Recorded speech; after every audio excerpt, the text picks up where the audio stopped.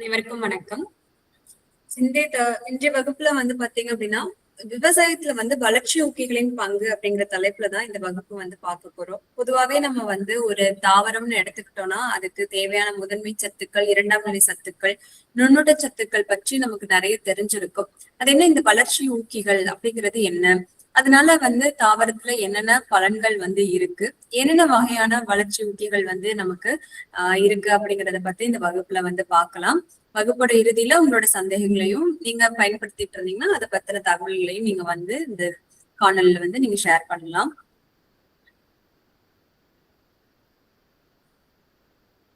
இப்ப தாவர வளர்ச்சி ஊக்கிகள் அப்படின்னா என்னன்னு பாத்தீங்கன்னா, தாவரங்களாலேயே உருவாக்கப்படும் சில பொருட்கள் அந்த தாவரங்களோட வளர்ச்சி, வாழ்வியல் மற்றும் உயிர்வேதி செயல்களை ஒழுங்குபடுத்துகின்றன.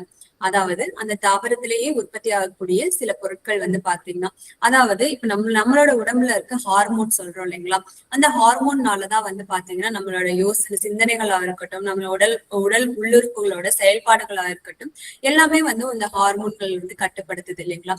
அது மாதிரி சில உள்ளுறுப்புகள்னால நொதிகள் அப்படிங்கிறது சுரக்கப்படும். இதனாலதான் நம்மளோட உடல் இயங்குது. அந்த மாதிரி தாவரங்களை பொறுத்த வரைக்கும் அதுல இருந்து சுரக்கக்கூடிய சில பொருட்கள், அது மூலமா தான் அதோட வளர்ச்சி அப்படிங்கிறது நிர்ணயம் செய்யப்படுது. ஒரு பூ பூக்குறதா இருக்கட்டும், அந்த பூல இருந்து கனி உருவாகிறதா இருக்கட்டும், அந்த கனியோட அளவு அப்படிங்கிறது பெரிய பெரிய அளவு ஆகிறதா இருக்கட்டும், இது எல்லாமே சின்ன சின்ன சில தனிமங்களை தாண்டி வளர்ச்சி ஊக்கிகள் அப்படிங்கிறது நமக்கு அந்த பேர்லயே இருக்கு. அந்த வளர்ச்சியை அது ஊக்கம் செய்யுது இல்லைங்களா, மேம்படுத்துது இன்னும். அதுதான் அப்ப அந்த தாவரங்களாலே உருவாக்கப்பட்ட சில பொருட்களை நம்ம அதோட பலன்கள் என்ன அப்படிங்கறத தெரிஞ்சுக்கிட்டு அதை பயன்படுத்தும் பொழுது 10% மேல மகசூல் அதிகரிக்கலாம் அப்படின்னு நம்ம சொல்றோம். இயற்கையான தாவரங்கள்ல சுரந்தாலுமே வணிக ரீதியா சாகுபடிக்கு செயற்கை முறை தெளிப்பும் அவசியமானதா இருக்கு. பரிந்துரைக்கப்பட்ட அளவுக்கு அதிகமா பயன்படுத்தினால் பயிர் கருகும் வாய்ப்பும் உள்ளது. அதாவது இது இப்போ ஒரு தாவரத்துல சுரக்கக்கூடியது அப்படிங்கிறப்போ அந்த தாவரத்துல பல வகையான செல்கள், திசுக்கள் எல்லாமே இருக்கும்.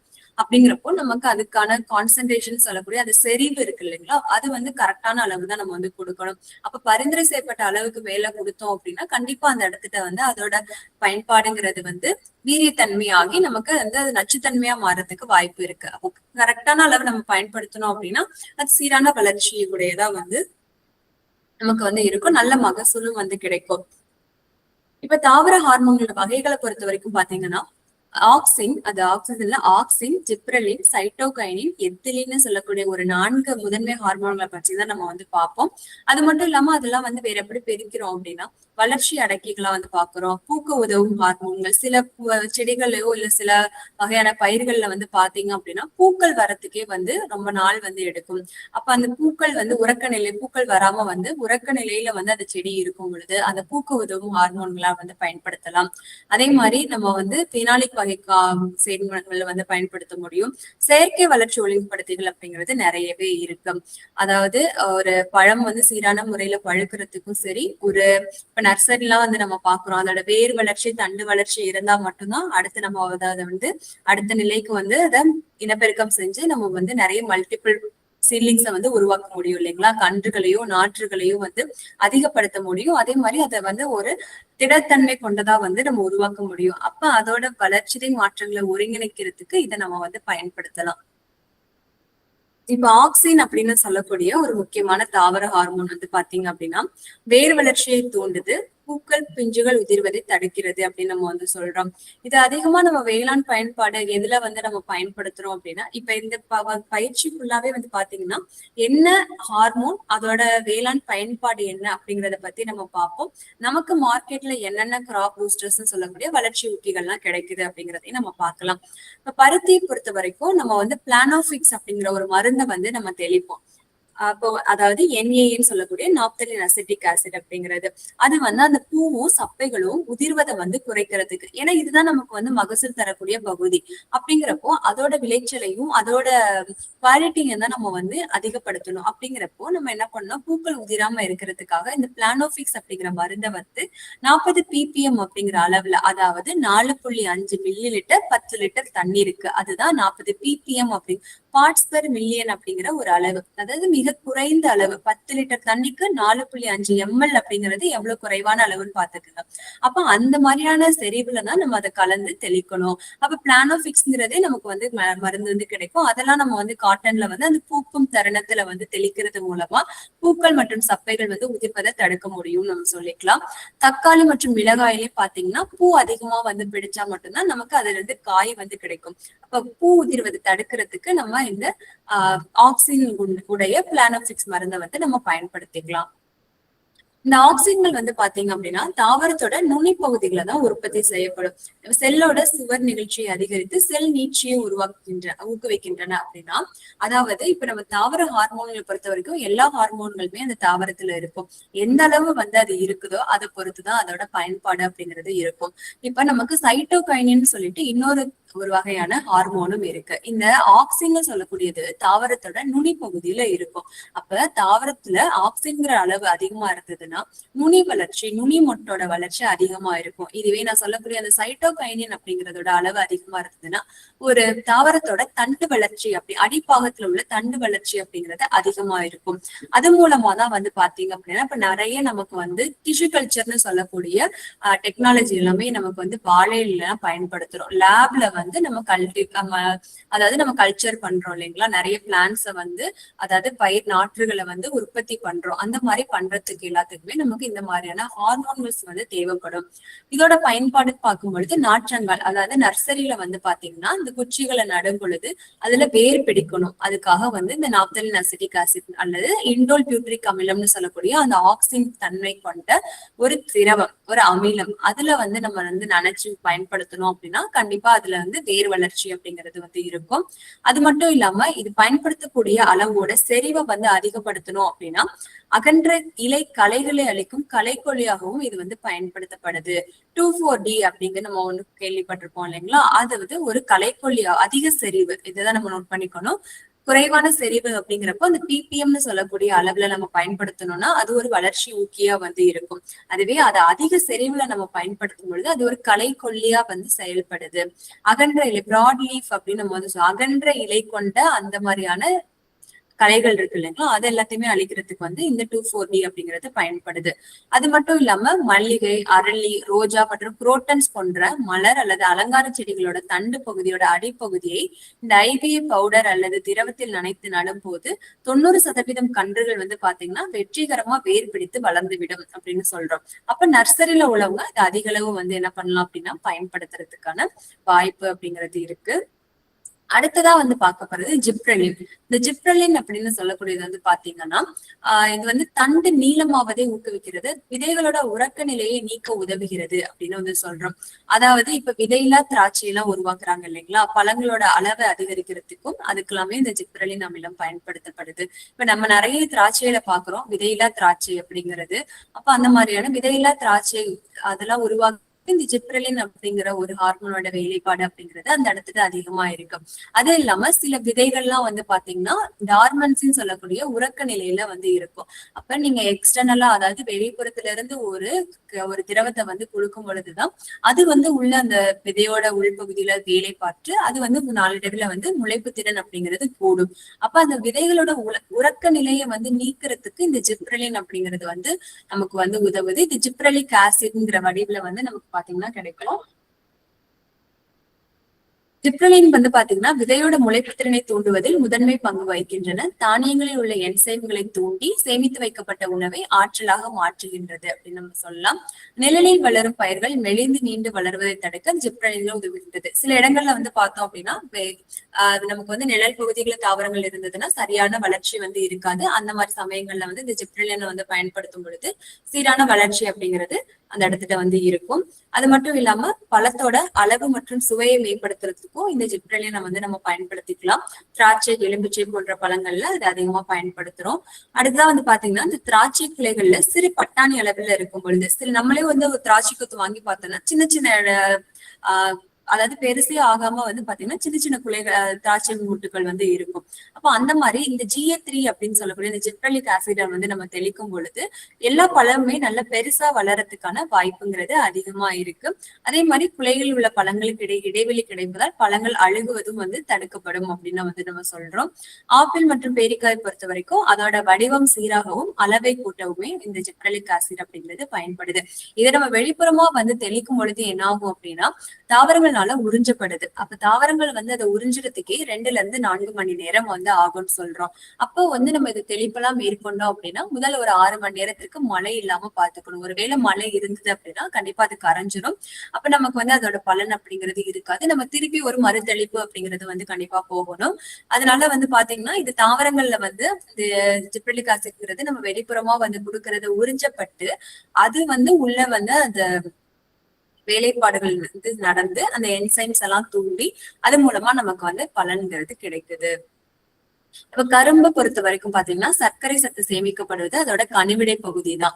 அதாவது இப்போ ஒரு கணுவுக்கும் இன்னொரு கணுவுக்கும் இடைப்பட்ட பகுதியை தான் நம்ம வந்து கரும்புல வந்து சாப்பிடக்கூடிய அந்த கனிவிடை பகுதி. அதுதானே நமக்கு வந்து சர்க்கரை சத்துங்கிறது சேமிக்கப்படுறது.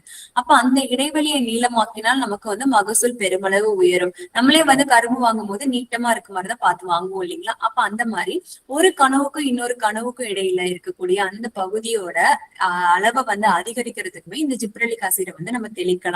கரும்பு நட்டு 3 முதல் 5 மாதங்கள் ஆன பருவத்துல இந்த GA3 தெளிப்பதன் மூலம் கரும்போட கணுக்கள் வேகமாக நீட்சி அடைகின்றன. அப்ப இது வந்து ஒரு எலாங்கேஷன் சொல்லக்கூடிய நீட்சி, ஒரு தாவரத்தோட மகசூல் பகுதியோட நீட்சிக்காக வந்து இது வந்து நமக்கு பயன்படுத்தப்படுது. இதனால வந்து பாத்தீங்க அப்படின்னா ஒரு ஏக்கருக்கு கிட்டத்தட்ட 2 to 3 டன் வரைக்குமே கூடுதலான மகசூல் கிடைக்கிறதாகவும் நம்ம ஆய்வு மூலமா வந்து சொல்றோம்.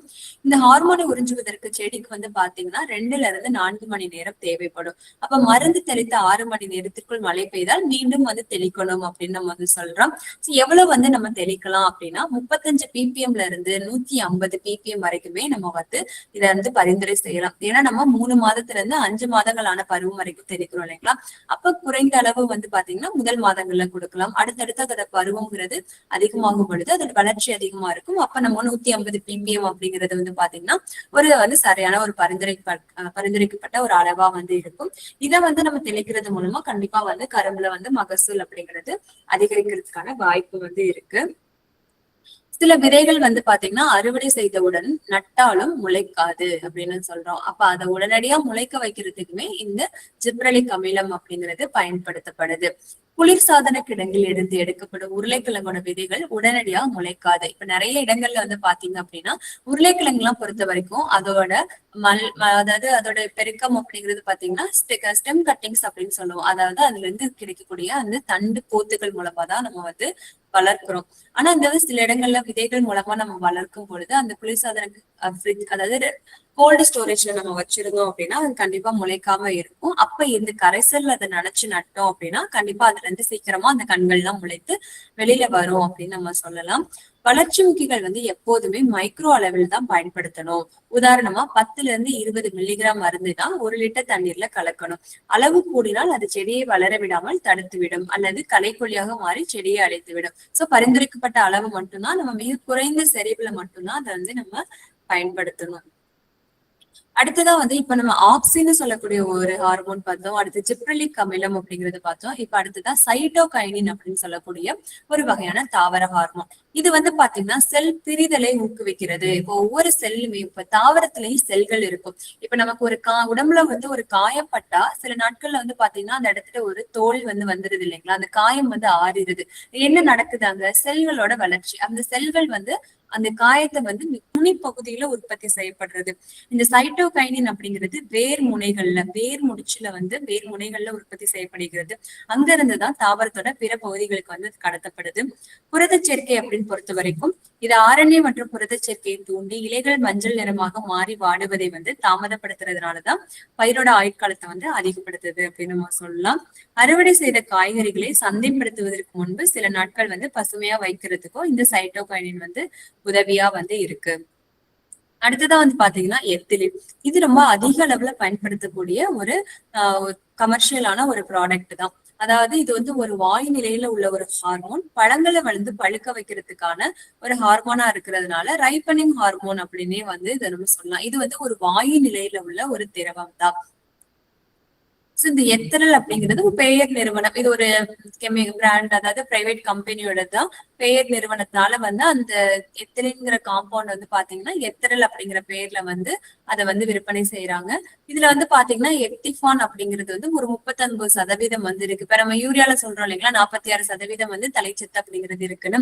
அந்த மாதிரி இந்த எத்திஃபான்ல வந்து அதாவது இந்த எத்தரல்னு சொல்லக்கூடியதுல 39% எத்திஃபான் அப்படிங்கிற மருந்து வந்து மூலப்பொருளா வந்து இருக்கு. இது வந்து தாவர திசுக்களால உறிஞ்சப்படும் போது படிப்படியா எத்திலினா சிதைவடையும். அந்த எத்திலின்ங்கிறது தான் பழங்கள் வந்து பழுப்பதை வந்து விரைவுபடுத்தவும், செழிப்பான பூக்களை தூண்டவும், பயிர் சுழற்சிகளை நிர்வகிக்கவும் பயன்படும் ஒரு இயற்கையான தாவர ஹார்மோன். பழம் வந்து பழுக்குது இல்லைங்களா, மாம்பழங்கள், தக்காளி, அன்னாசி பழங்கள் மற்றும் காஃபி பழங்கள் போன்ற பயிர்கள்ல பழங்கள் வந்து சீராக பழுப்பதையும் அதோட நிறம் மாறுவதையும் துரிதப்படுத்தி உறுதி செய்வதற்கு இந்த எத்திலின் அப்படிங்கிறது தான் உதவியா வந்து இருக்கு.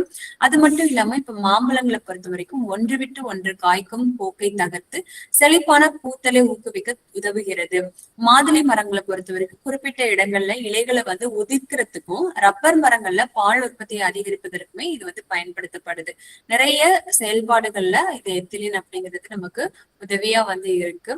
அறுவடைக்கு பின் பழங்கள் அனைத்தும் ஒரே சீராக, இது நம்ம சொன்னதுதான், அதாவது ஒரு வாயு தான் இது. இப்ப இந்த வாழைப்பழம் மற்றும் மாம்பழத்தை பொறுத்த வரைக்கும் கல் வைத்து பழுக்க வைப்பதற்கு வந்து அரசாங்கம் தடை விதித்துள்ளதால் அதற்கு பாதுகாப்பான மாற்றாக இந்த எத்தரல் அப்படிங்கிறத வந்து பயன்படுத்துறோம். புகை அறைகள்ல பழங்கள் சீராகவும் கவர்ச்சியான மஞ்சள் நிறத்திலும் பழுக்கிறதுக்கு இந்த எத்தரல்னு சொல்லக்கூடிய இந்த எத்திலின் வகையான ஒரு சேர்மத்தை வந்து நம்ம பயன்படுத்துறோம். தக்காளியை பொறுத்த வரைக்கும் பச்சை தக்காளிகளை பறித்த பின் இந்த எத்தரல் தெளிப்பதன் மூலமா அவை விரைவாக ஒரே சீரான சிவப்பு நிறத்திற்கு மாறும். இது எல்லாமே வணிக ரீதியா உள்ள பயன்பாடுகள். அடுத்ததாவது பாத்தீங்கன்னா கொடி வகை காய்கறிகள்ல பெண் பூக்கள் அதிகமா பூத்தால்தான் அதிக காய்கள் கிடைக்கும். நம்மளே வந்து என்ன பண்ணுவோம்னா அதிக கொடி வகை காய்கறி எல்லாம் வந்து பார்த்தோம்னா கை மூலமா வந்து மகரந்த சேர்க்கை அப்படிங்கறது வந்து பண்ணுவோம். அப்ப அந்த மாதிரி பெண் பூக்கள் அதிகமா இருந்தா மட்டும்தான் காய் கிடைக்கும், மகசூல் அதிகரிக்கும். அப்படிங்கிறதுனால இந்த பிளான்ட் குரோத் ரெகுலேட்டர்னு சொல்லக்கூடிய இந்த எத்திரல் மூலமா ஆண் பூக்களுக்கு பதிலா பெண் பூக்களோட எண்ணிக்கையை நம்ம அதிகரிக்க முடியும். ஒவ்வொரு வகையான செடிகளையும் ஒவ்வொரு பலனை வந்து தருது. அதே மாதிரி நடைமுறை உதாரணமா வந்து பாத்தீங்கன்னா புடலங்காய், பீர்க்கங்காய், சுரக்காய், வெள்ளரி, இது எல்லாமே ஒரு கொடி வகை காய்கறிகள் தான். அப்ப அந்த கொடிகள்ல 2 முதல் 4 இலைகள் தோன்றும் இளம் பருவத்திலேயே இந்த எத்திரல்னு சொல்லக்கூடியத 100 இருந்து 250 ppm அப்படிங்கிற அளவுல தெளிக்கும் போது ஆண் பூக்கள் குறைந்து பெண் பூக்களோட எண்ணிக்கை வந்து கணிசமா நம்மளால என்ன பண்ண முடியும்னா அதிகரிக்க முடியும். இது நேரடியா மகசூலை வந்து இரட்டிப்பாக்குறதுக்கு நமக்கு ஒரு உதவியா வந்து இருக்கும். அடுத்ததான் வந்து அப்சிசிக் அமிலம். இது வந்து பாத்தீங்கன்னா தாவரங்களோட மன அழுத்த ஹார்மோன் அப்படின்னே வந்து சொல்றது. ஸ்ட்ரெஸ் ஹார்மோன்னு சொல்லுவாங்க. அதாவது நிறைய வறட்சியான காலங்கள்ல, அதே மாதிரி ரொம்ப அந்த நோய்வாய்ப்படுற காலங்களா இருக்கட்டும், இல்ல உறக்க நிலையில வந்து இருக்கும்போதா இருக்கட்டும், அதிக அளவு உப்புத்தன்மை கொண்டதோ இல்ல வந்து அதிக அளவு குளிர்த்தன்மை வரும்போதோ, அந்த மாதிரி வரும்போது எல்லாமே அந்த பயிர் வந்து தற்காத்து கொள்றதுக்கு என்ன பண்ணும்னா ஒரு வகையான பொருளை வந்து சுரக்கும். அதுதான் வந்து இந்த அப்சிசிக் அமிலம்னு சொல்லக்கூடிய ஒரு ஹார்மோன். இது வந்து பாத்தீங்கன்னா வறட்சி காலங்கள்ல இலைத்துளைகள் வந்து மூடி அதுல இருந்து நீர் ஆவியாகிறத வந்து தடுக்கும். இப்ப வந்து அதாவது அது வந்து வறட்சியா இருக்கு அப்படின்னா தன்கிட்ட இருக்கிற நீரை வந்து பாதுகாக்கிறதுக்காக இலைத்துளைகளை வந்து மூடிடும். அப்ப அந்த இலைத்துளைகள் வந்து மூடுறதுக்கு வந்து அந்த அப்சிசிக் அமிலம் அப்படிங்கிறது உதவியா வந்து இருக்கும். விதைகளை உறக்க நிலையில் வைத்திருக்கவும் உதவுது. பயிர் வறட்சி, அதிக உப்புத்தன்மை அல்லது குளிரால் பாதிக்கப்படும் போது பயிர்கள் தானாகவே இந்த ஹார்மோனை உற்பத்தி செய்கின்றன. நீர் சேமிப்பு அப்படின்னு சொல்லும் போது வறட்சி காலங்களில் இலைத்துளைகளை மூடுவதன் மூலம் நீர் இழப்பை குறைத்து பயிரின் உயிர் வாழும் திறனை கூட்டுகிறது. விதையுறை காப்பு, விதைகள் முளைக்காமல் பாதுகாப்பாக வைத்திருக்க இது உதவுது. இதன் மூலம் விதைகள் சேமிப்பகத்தில் முளைப்பதை தடுக்கலாம். இதை நம்ம வந்து அப்சிசிக் அமிலத்தை கொண்டு என்ன பண்ணலாம் அப்படின்னா விதைகள் வந்து நம்ம ஸ்டோரேஜ் பண்றோம், சேமித்து வைக்கிறோம் அப்படின்னா அந்த விதைகள்ல இருந்து முளைப்பு வராம தடுக்கிறதுக்குமே வந்து இந்த அப்சிசிக் அமிலம் அப்படிங்கிறது நமக்கு உதவியா வந்து இருக்கு. இப்ப வந்து நம்ம பார்த்துட்டு இருந்தோம் பிபிஎம் அப்படிங்கிறது தான் நம்ம எல்லாத்துலயுமே வந்து பார்த்தோம். அதாவது பிபிஎம் அளவுலதான் இந்த வளர்ச்சி ஊக்கிகள் நம்ம வந்து பயன்படுத்தணும். அப்ப இந்த பிபிஎம் இப்ப ஒரு பிபிஎம் அப்படின்னா பாத்தீங்கன்னா 1 கிராம் வளர்ச்சி ஊக்கியே 1000 லிட்டர் நீரில் கலப்பது போன்ற மிக நுண்ணிய அளவே பரிந்துரைக்கப்படும் அப்படிங்கிறதுதான். அதாவது எந்த அளவுக்கு குறைவா இருக்கு பாருங்க. அப்ப ஒரு 1000 லிட்டர்ல 1 கிராம் எது கலந்தோம் அப்படின்னா அதுல இருந்து நமக்கு ஏதாவது தெரியுங்களா? அந்த அளவுக்கு குறைவான செறிவு கொண்டதுதான் நம்ம கண்டிப்பா இந்த வளர்ச்சி ஊக்கியை பொறுத்த வரைக்கும் பயன்படுத்தணும். அளவு அதிகமானால் பயிர் வளர்ச்சி அப்படிங்கிறது தடைப்படும். நெல்லை பொறுத்த வரைக்கும் பூக்கும் பருவம் மற்றும் கதிர்பிடிக்கும் தருணத்துல ஜிப்ரலின் தெளிக்கிறதுனால அந்த மகசூல் அதிகரிக்கிறதுக்கான வாய்ப்பு இருக்கு.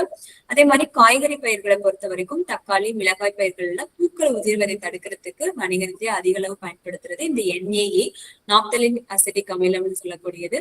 இது ஒரு 4ல இருந்து 5 ppm தெளிக்கலாம்.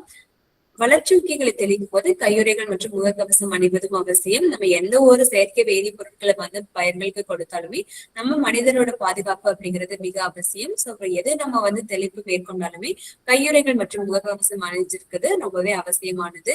தெளித்த பின் 24 மணி நேரத்துக்குள்ள மழை பெய்தாலும் மருந்து கழுவப்பட்டு பலனளிக்காது அப்படிங்கிறதுனால மழை வராத சமயங்கள்ல நம்ம வானிலையோட அறிவிப்பையும் கேட்டு அதுக்கேற்ற மாதிரிதான் தெளிப்பு அப்படிங்கிறது மேற்கொள்ளணும். இது இல்லாம இப்ப இது எல்லாமே தாவரங்களோட இயற்கையான முறையிலேயே அதுல சுரக்கக்கூடிய பார்த்தோம். செயற்கை வளர்ச்சி ஒழுங்குபடுத்திகள் அப்படிங்கிறது இருக்கு. அதாவது இப்ப நார்மலா ஒரு தாவரத்துல ஒரு பழம் பழுக்குது அப்படின்னா எத்திலின்கிற ஒரு வாயு அந்த இடத்துல செயல்படுது.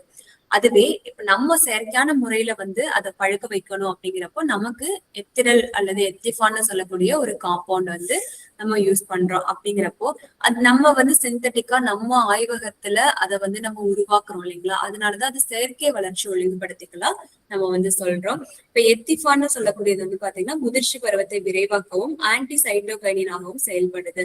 இப்ப சைட்டோகைனின் என்ன பார்த்தோம்? சைட்டோகைனை பொறுத்த வரைக்கும் தண்டோட நீட்சிக்கு நம்ம உதவுது அப்படின்னு பார்த்தோம் இல்லைங்களா? அப்ப அதுக்கு எதிராக அப்படின்னு பார்க்கும் பொழுது அப்ப தண்டோட நீட்சிங்கிறத அந்த இடத்துல தடை செய்யும். அதுதான் எத்திஃபானோட வேலை. அப்ப பழங்களை பழுக்க வைக்கிறதுக்கு உதவியா இருக்கு.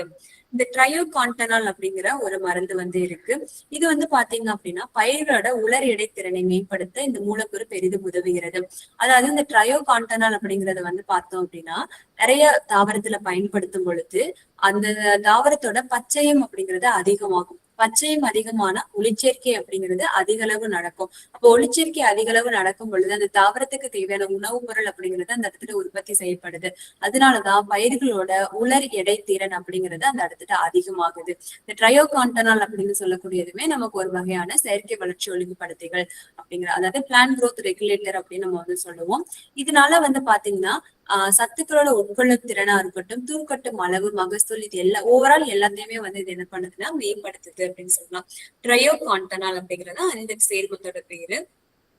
அடுத்து மெஃபிக்வாட் குளோரைடு அப்படிங்கிறது ஒண்ணு இருக்கு. இந்த மெஃபிக்வாட் குளோரைடு அப்படிங்கறத காட்டன்ல அதாவது பருத்தி பயிர்ல அதிக அளவு பயன்படுத்துறாங்க. நம்ம வணிக ரீதியா பருத்தி பயிரிடுறோம் அப்படிங்கிறப்போ அதுல காய் பிடிக்கிறதுக்கும் அது ஒரே மாதிரியான சீரான நிலையில முதிர்ச்சி அடைந்தா மட்டும்தான் நம்ம அறுவடை பண்றதுக்கு எளிமையா இருக்கும். அப்படிங்கிறதுக்காகவும் கண்டிப்பா அதை மெஃபிக்வாட் குளோரைடுன்னு சொல்லக்கூடிய ஒரு வளர்ச்சி ஊக்கியை அந்த இடத்துல பயன்படுத்துறாங்க. இது எல்லாமே தாவரத்துல மிக குறைந்த அளவே இருக்கும். இது நம்ம செயற்கையா வெளிப்புறமா நம்ம தெளிக்கும் பொழுது அந்த மகசூல் அப்படிங்கிறது அதிகமாகுது.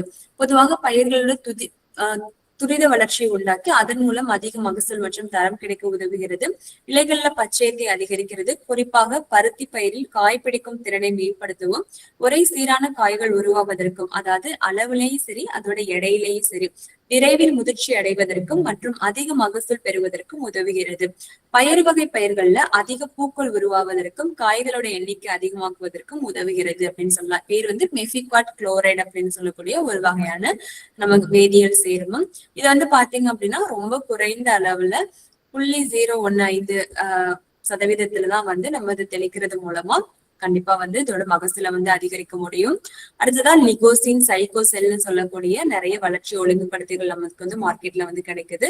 இதுல உள்ள மூலப்பொருளானது தேவையற்ற இலைத்தலைகளோட வளர்ச்சியை கட்டுப்படுத்துறதுக்குமே இதையே நம்ம என்ன பண்றோம்னா பருத்தியில பயன்படுத்தலாம்.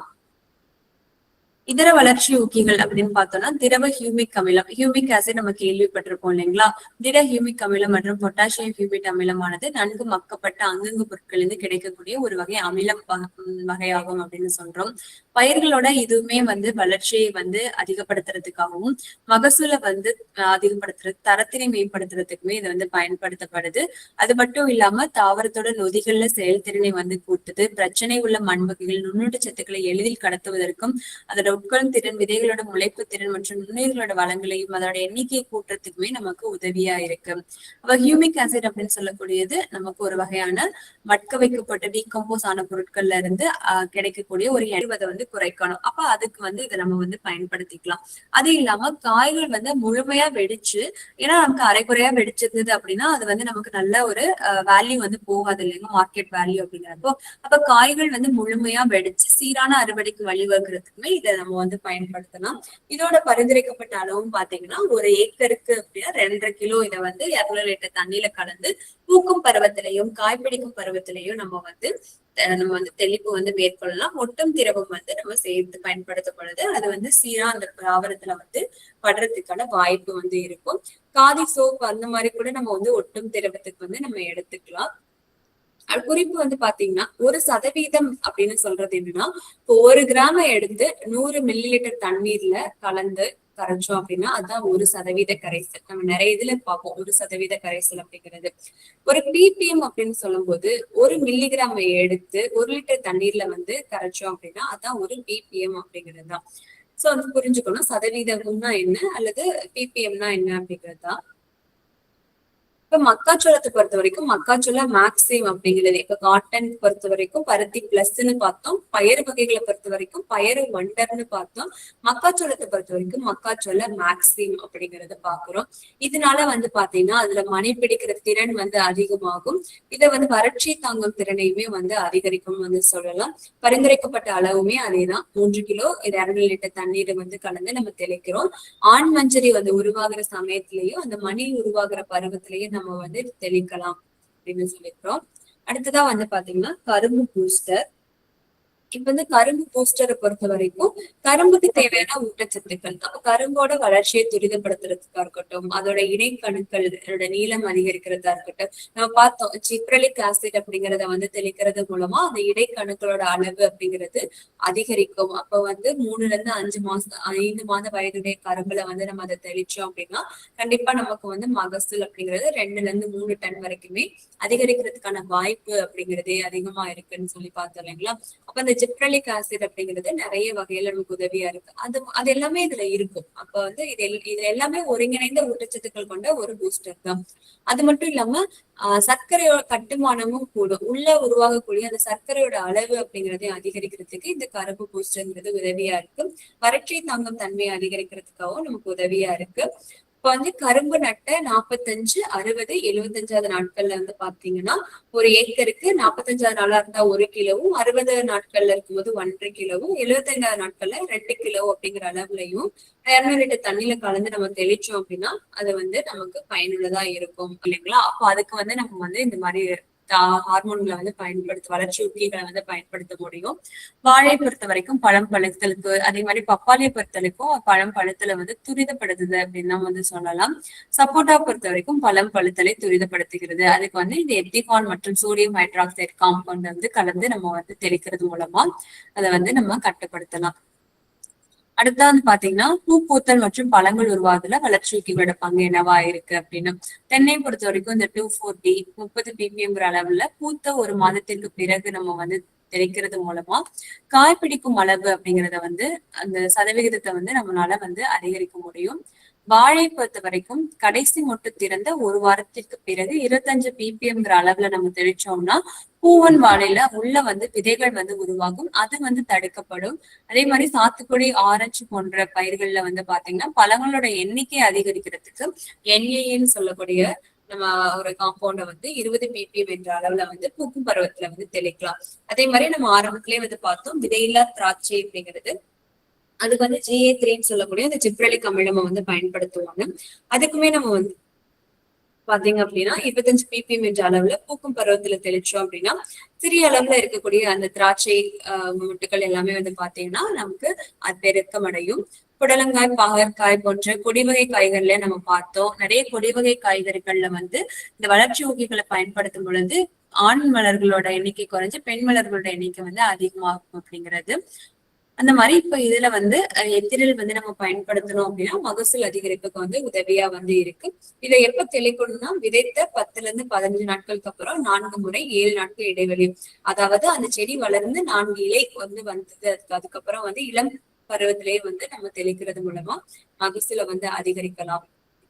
இப்ப இது எல்லாமே வளர்ச்சி ஊக்கிகளோட வணிக பயன்பாடு அப்படிங்கிறது நிறைய இருக்கு. நம்ம வந்து பேரூட்டச்சத்துக்கள், இரண்டாம் நிலை ஊட்டச்சத்துக்கள், நுண்ணூட்டச்சத்துக்கள் எப்படி தெரிஞ்சுக்கிறோமோ அதே மாதிரி இந்த தாவர ஹார்மோன்களோட செயல்பாடுகளையும் நம்ம தெரிஞ்சுக்கிறது நல்லது அப்படிங்கிறதுதான். அடுத்ததான் வந்து சுரைக்காயிலையா இருக்கட்டும், இல்ல பீர்க்கங்காயா இருக்கட்டும், பூசணி, சீனி கிழங்கு ஒவ்வொன்றிலுமே இந்த எத்திரல் அப்படிங்கிறது வந்து பாத்தீங்கன்னா மகசூல் அதிகரிப்புக்கு வந்து அதிக அளவு பயன்பாடா இருக்கு அப்படின்னு சொல்லலாம். இது வந்து நமக்கு சந்தை பெயர்ல, அதாவது எந்த நிறுவனத்தினால வந்து என்னென்ன வகையான ஹார்மோன்கள் வெளியிடப்படுதோ அதுக்கு ஒரு சந்தை பெயர், மார்க்கெட் நேம் அப்படிங்கிறது ஒண்ணு இருக்கு. இப்ப ஆக்சினை பொறுத்த வரைக்கும் பாத்தீங்கன்னா இந்த பெயர் கம்பெனி வந்து பிளானோபிக்ஸ் அப்படிங்கிறது முன்னாடியே நம்ம பார்த்தோம் 4.5 ml வந்து கலந்து நம்ம வந்து தெளிக்கலாம் அப்படின்னு சொல்லிட்டு காட்டனை பருத்தியை பொறுத்த வரைக்கும் பருத்தி, மிளகாய், அதுக்கப்புறம் வந்து மாம்பழம், மாங்காய் போன்ற மரங்கள்லயே வந்து பாத்தீங்கன்னா பூ காய் உதிர்வதை தடுக்கிறதுக்கு இது பயன்படுத்தலாம். இந்த ஜிப்ரலின்னு சொல்லக்கூடியது வந்து பாத்தீங்கன்னா சுமிட்டோமோ கம்பெனி மூலமா வந்து ப்ரோஜிப் அல்லது போஷி அப்படிங்கிற நேம்ல எல்லாம் வந்து நமக்கு வந்து நிறைய ரிலீஸ் பண்றாங்க. அது வந்து பாத்தீங்கன்னா பழங்களோட வளர்ச்சியை வந்து பெருக்கிறதுக்கும் தண்டு வளர்ச்சிக்கும் உதவியா இருக்கு அப்படின்ட்டு. அதே மாதிரி பழங்களை பழுக்க வைக்கிறதுக்கு இந்த எத்தரல் அப்படிங்கிற மார்க்கெட் நேம் கொண்ட எத்திஃபான் அப்படிங்கிற காம்பவுண்ட் வந்து நமக்கு உதவியா வந்து இருக்கு. அதே மாதிரி குளோரோமெக்கோட் குளோரைடு அப்படிங்கறது பார்த்தோம், லிகோசின்ங்கிற பெயர்ல வந்து நமக்கு கிடைக்குது. இது வந்து பாத்தீங்கன்னா இலை வளர்ச்சியை தடுத்து பூத்தலை அதிகரிக்கும். சில வகையான செடிகள்ல வந்து பாத்தீங்கன்னா நமக்கு அதோட இலை வளர்ச்சி அப்படிங்கிறது தேவைப்படாது. இப்ப அந்த மாதிரி செடிகளுக்கு வந்து நம்ம பார்த்தோம்னா நம்ம இந்த லிகோசின் அப்படிங்கிற காம்பவுண்ட் வந்து நம்ம பயன்படுத்தலாம். பிற ஊக்கிகள் பார்த்த வரைக்கும் ட்ரையகோண்டனால் அப்படிங்கறத நம்ம பார்த்தோம். இது வந்து சந்தை பெயர் பாத்தீங்கன்னா மிராக்குலன் அப்படிங்கிற ஒரு பெயர்ல வந்து கிடைக்குது. இது வந்து பாத்தீங்கன்னா ஒளிச்சேர்க்கையை அதிகரிச்சு மகசூல் பெருக்கிறதுக்கு நமக்கு உதவியா இருக்கு அப்படின்னு சொல்லலாம். இந்த மாதிரி பல வகைகள்ல வந்து நமக்கு வந்து கிடைக்குது. அதை நம்ம வந்து பயன்படுத்தலாம். இதை வந்து நம்ம தெரிஞ்சுக்கிறது மூலமா வணிக ரீதியா நம்ம போகும் பொழுது இல்ல ஒரு நர்சரி வந்து பயன்படுத்தும் பொழுதோ இதோட தேவைக்கு ஏற்ப நம்ம அதை வந்து பயன்படுத்திக்க முடியும். நன்றி.